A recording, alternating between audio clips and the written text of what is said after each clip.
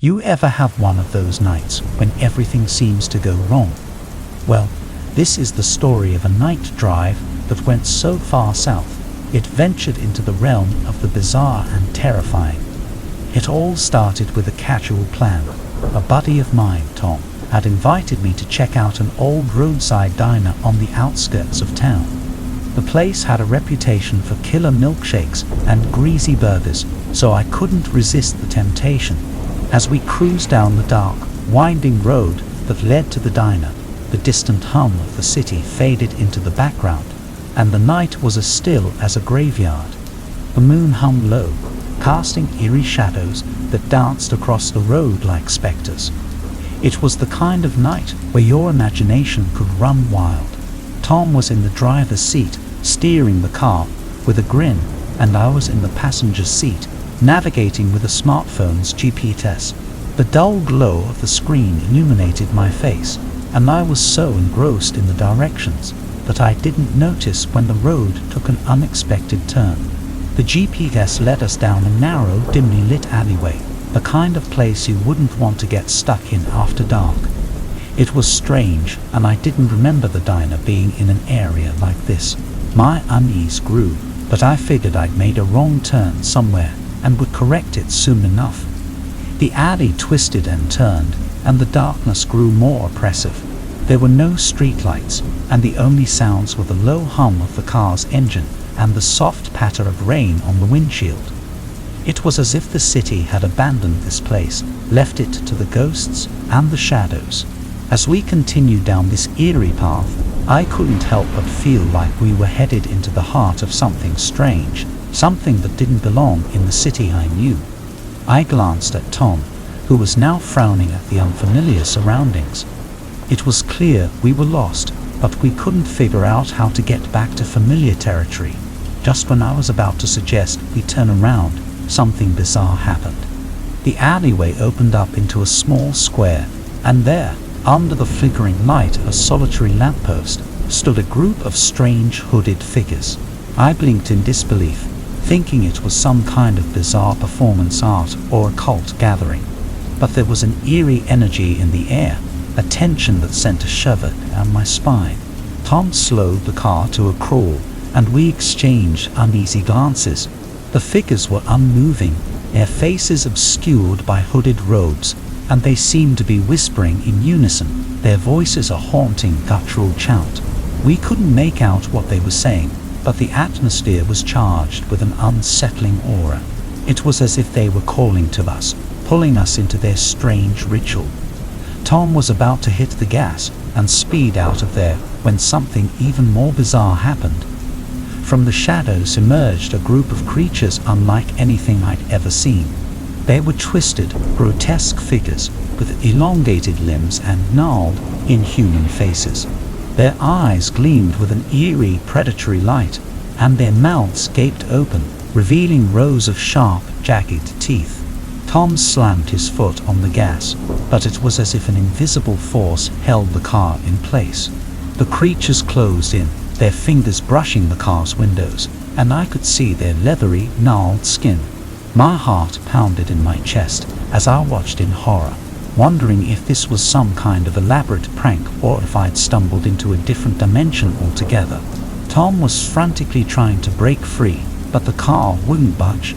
And here's the twist, my friend. Just when it seemed like all was lost, a blinding light pierced the darkness, and a massive, thunderous roar filled the air. It was as if a storm had materialized out of thin air, and the creatures let out agonized screams as they were lifted off the ground. The car lurched forward, and we sped away from that nightmarish square, leaving the hooded figures and their grotesque minions writhing in the storm's fury. As we drove back into familiar territory, we were left shaken and bewildered by the bizarre encounter. The GPS seemed to work fine again, leading us to the diner without any further hitches. We ate in silence, and neither of us could shake off the feeling that we'd witnessed something beyond our comprehension. It was like the city had a hidden underbelly, a place where reality and nightmares intertwined. The milkshakes and burgers tasted like cardboard, and I couldn't help but wonder if the bizarre encounter was a warning. Maybe some things are better left undiscovered, better left in the realm of the unknown. So, my friend, the next time you head out for a night drive, be cautious of where the road might lead you. Sometimes, the city has secrets that are best left in the dark. And if you ever encounter hooded figures and twisted creatures, well, I hope you have a guardian storm on your side to see you through. You know, some of the scariest moments in life come when you least expect them. Take this one night, for instance. It was just a casual drive with my friend Sarah, but it quickly turned into a heart-pounding nightmare that still haunts me to this day. It all started with a simple plan. We were going to visit a friend's cabin up in the mountains. The sun was setting, casting long shadows over the landscape, and the sky was a stunning tapestry of oranges and purples. We were excited, laughing and chatting as we headed into the hills. Now, I've always been a city person. The open road at night, miles away from the nearest house or streetlight, unnerves me a bit. But I trusted Sarah, and I was looking forward to a peaceful weekend getaway. As we drove deeper into the mountains, the air grew chillier, and the surroundings darker. The twists and turns of the road were enough to make you queasy, but the sense of adventure kept me going. Sarah was at the wheel, navigating the winding road with skill. I was in the passenger seat, fiddling with the radio to find some tunes to keep us entertained. But as we drove higher into the hills, the radio signal began to waver. It was the first sign that this night drive was going wrong. The road narrowed, and we were surrounded by dense forest on either side. The moon was shrouded by heavy clouds, casting a gloomy, foreboding darkness. The tall, swaying trees seemed to loom overhead like sentinels of the night. Then, just as I was about to give up on the radio, it crackled to life with a burst of eerie, distorted music. It sent shivers down my spine, and I quickly turned it off, my heart pounding. Sarah looked at me with a puzzled expression. "Must be some interference," she said, trying to sound nonchalant. But I could see the unease in her eyes. The remote location was clearly affecting the radio signals, and I was starting to feel a growing sense of isolation. As we continued our ascent, we noticed a thick, soupy fog rolling in. It crept over the road, reducing visibility to a mere few feet. Sarah slowed down, gripping the wheel tightly, and I could see the tension in her knuckles. I remember thinking that this was like a scene from a horror movie. The isolated road, the radio interference, and now the dense, ominous fog. My imagination was starting to get the better of me, and I had to remind myself that this was just a foggy mountain drive. That's when I saw it, a figure on the road ahead. A person, or so it seemed, standing in the middle of the fog-shrouded highway. I gasped and grabbed Sarah's arm, my voice trembling as I urged her to stop. She slammed on the brakes just in time. As the fog began to clear, we could see the figure more clearly. It was a woman, her clothes tattered and her hair wild. She was staring at us, her eyes filled with an eerie, unnatural glow. My heart raced and a chill ran down my spine. "Should we check if she needs help?" I whispered to Sarah, my voice quivering. But Sarah, her face pale, shook her head and slowly began to drive around the woman, who never once moved. As we passed her, I glanced out the window, and she was still there, her hollow eyes locked onto me. The fog eventually lifted, and the night drive continued without further incident. We arrived at the cabin, shaken but determined to enjoy our weekend getaway. We laughed off the encounter with the woman, convincing ourselves it was just a bizarre coincidence. As the weekend went on, we hiked, shared stories, and enjoyed the serene beauty of the mountains. It was a perfect escape from our daily lives, and I felt more at ease with every passing hour. But that night, as we prepared to head back home, things took a terrifying turn. The moon hung low in the sky, casting long shadows, and the dense forest seemed to close in around us. The air grew heavy with silence, and the unease I'd felt earlier returned. We got into the car, and Sarah took the wheel once again. As we descended the mountain, the fog returned, thick and swirling. My nerves were on edge, and I couldn't help but feel like we were being watched. That's when I saw her again, the same woman from the mountain road. She was standing in the middle of the fog-covered highway, her eyes still glowing with that eerie light. I gasped, and Sarah slammed on the brakes. But here's the twist, my friend.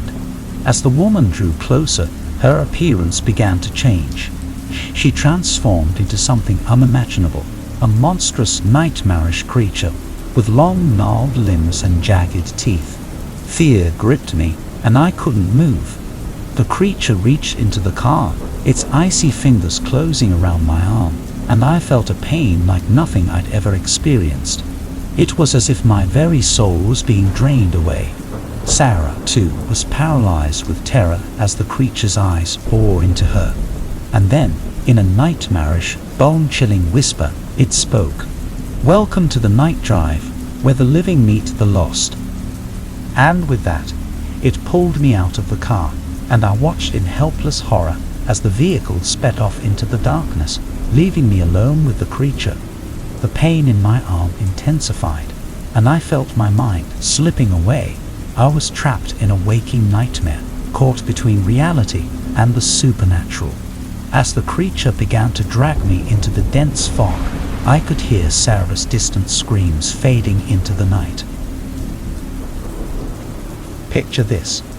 It was a moonless night, and I was driving down a deserted highway, the occasional flicker of my car's headlights revealing nothing but an endless expanse of darkness.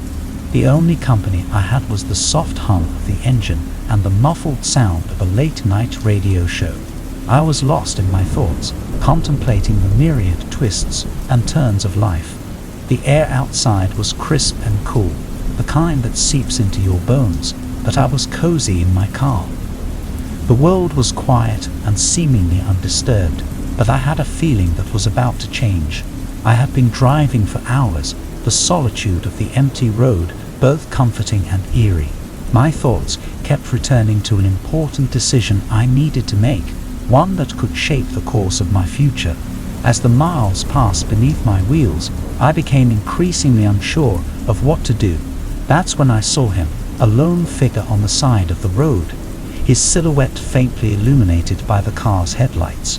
I approached cautiously, wondering what could possibly compel someone to be out here at this hour.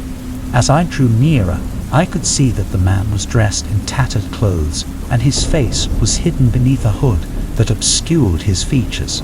A sudden feeling of unease washed over me, and I hesitated before pulling over to offer him a ride. The stranger didn't speak. He simply opened the car door and climbed in. His presence was unsettling, and my heart raced as I wondered if I'd made a grave mistake. I asked him where he was headed, but he remained silent, his gaze fixed straight ahead. He seemed lost in thought, as though he were carrying a heavy burden. I couldn't shake the feeling that there was something unusual about him, something that defied explanation. We drove in silence for a while, the only sound the faint whisper of the wind against the car's windows. I couldn't help but feel as though I'd entered into some kind of twilight zone, a realm where reality blurred with the supernatural. And then, with a voice as soft as a whisper, the stranger began to speak. He told me things that sent a shiver down my spine, secrets about my past that no one could possibly know. He spoke of choices I'd made, regrets that haunted me, and dreams that had long been buried. My internal thoughts raced as I listened, my skepticism warring with a growing sense of wonder. How could this stranger know such intimate details about my life? It was as though he were peering into the depths of my soul. And here's the twist, my friend. Just when I thought things couldn't get any stranger, the stranger's voice took on an urgent tone. He spoke of the decision I'd been agonizing over, the one that had been consuming my thoughts. He told me with an eerie certainty which path to choose. It was as if he held the key to the future in his grasp, and he was passing it on to me. As we neared a desolate crossroads in the middle of nowhere, the stranger instructed me to turn left. I did so without hesitation, my trust in him strangely unshakable. And then he was gone, vanished as if he had never been there, leaving me alone in the dark, my heart pounding and my mind reeling. I followed the stranger's instructions, taking the left turn as he had advised. As I continued down the road, a feeling of profound certainty settled over me, as though I were on the right path for the first time in years. The road stretched on, and I couldn't help but marvel at the strangeness of the encounter. It was as though fate had intervened, guiding me toward a future that was suddenly clear and vivid. I reached my destination with a sense of purpose that I had never known before. The decision I had been wrestling with seemed to have resolved itself, and I knew with absolute certainty that it was the right one. The encounter with the enigmatic stranger stayed with me long after that night. It was as though he had been a messenger from the cosmos, sent to deliver a crucial message and then vanish into the night. I often wondered who he was and how he had known so much about me, but the answers remained elusive, shrouded in mystery. So, my friend, sometimes the strangest encounters can hold the key to our future. The night drive that went wrong turned out to be a journey into the unknown, one that provided me with a revelation I'll never forget. And as I continue down this new path, I can't help but wonder if there are more secrets waiting to be revealed in the darkness of the night.